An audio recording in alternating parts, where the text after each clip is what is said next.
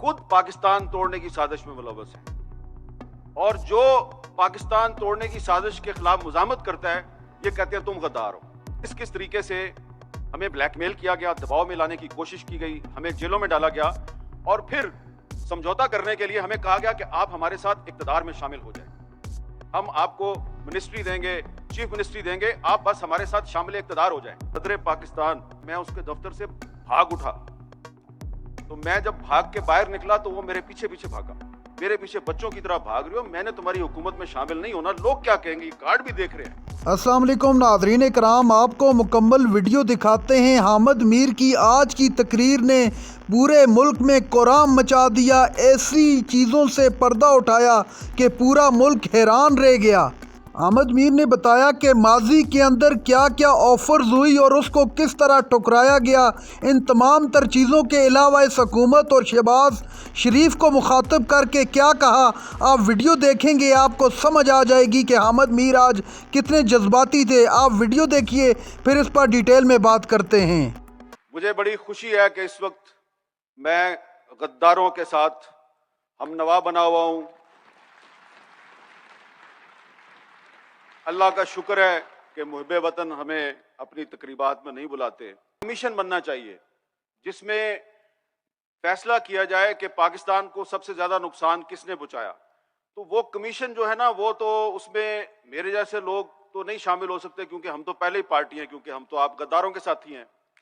तो कमीशन में तो वो लोग शामिल हों जिन पे किसी ने कभी कोई इल्जाम ना लगाया हो। लेकिन मैं आज आप सब हाजरीन जो यहाँ पे मौजूद हैं, आपको ये दावत दूंगा और खास तौर पे रजा रबानी साहब को, हमें किस किस तरीके से पाकिस्तान बनने के बाद किस किस तरीके से हमें ब्लैकमेल किया गया, दबाव में लाने की कोशिश की गई, हमें जेलों में डाला गया और फिर समझौता करने के लिए हमें कहा गया कि आप हमारे साथ इक़्तिदार में शामिल हो जाएं, हम आपको मिनिस्ट्री देंगे, चीफ मिनिस्ट्री देंगे, आप बस हमारे साथ शामिल इक़्तिदार हो जाएं। और कहानी पता है कब से शुरू होती है? सिकंदर मिर्जा से।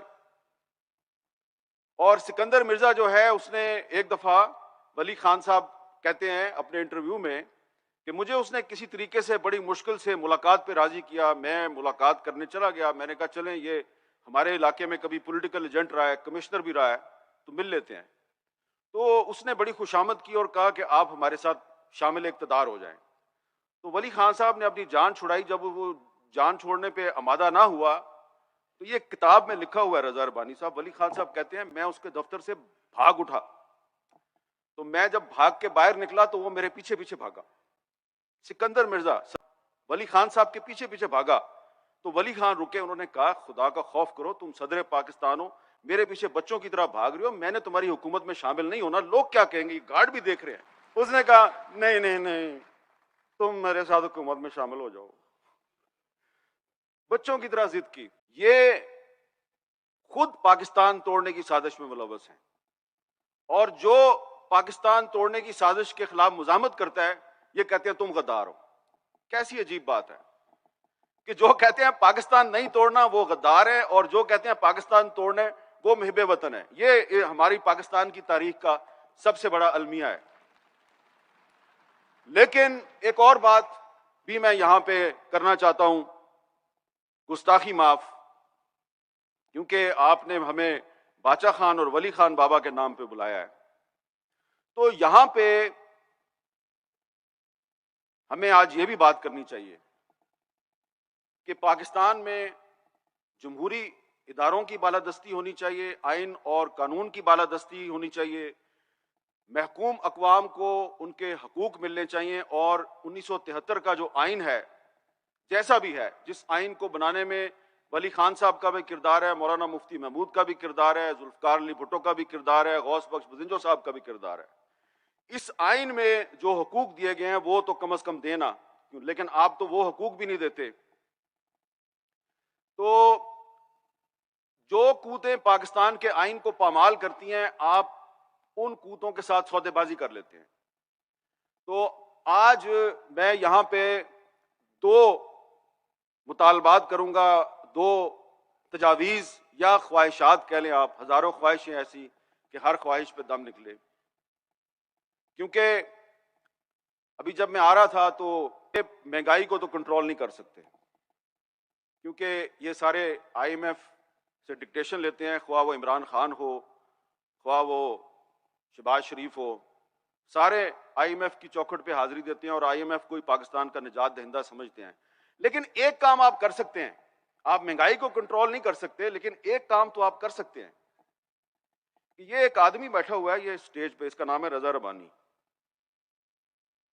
ان صاحب نے 2 سال پہلے سینٹ میں ایک بل پیش کیا تھا کہ یہ جو پاکستان میں لوگوں کو غدار بنانے کا جو قانون ہے جو انگریزوں نے اس ملک میں نافذ کیا تھا 124A، جو آپ میں سے بہت سے لوگوں پہ لگ چکا ہے، جس کا میں بھی شکار ہو چکا ہوں، تو 124A ختم کیا جائے۔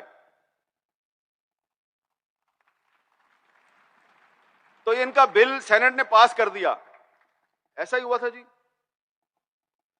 پھر وہ بل گیا جی قومی اسمبلی میں، یہی قومی اسمبلی اپنی شہباز شریف صاحب والی، ادھر وہ بل گم ہو گیا، ابھی تک لاپتہ ہے۔ تو میری اس تقریب کی وساطت سے جناب شہباز شریف صاحب سے گزارش ہے کہ حضور والا آپ مہنگائی کو تو ختم نہیں کر سکتے، اور یہ کم از کم 124A کو تو ختم کر دو۔ اس کے لیے کیا کرنا ہے آپ نے؟ وہ جو بل سینٹ نے پاس کیا ہے وہ بل قومی اسمبلی میں آ گیا ہے، قومی اسمبلی کے اسپیکر کو کہنا ہے کہ یہ بل منظور کرو، 124A ختم ہو جائے گی، انگریز دور کا سیاہ قانون ختم ہو جائے گا۔ لیکن آپ کو بھی پتہ ہے اور مجھے بھی پتہ ہے یہ نہیں کریں گے۔ اس لیے نہیں کریں گے کہ انہوں نے تو اب وہ فواد چودھری پہ بھی لگا دیا 124A، تو اگر انہوں نے 124A ختم کر دیا تو پھر فواد چودھری کو بڑا فائدہ ہو جائے گا۔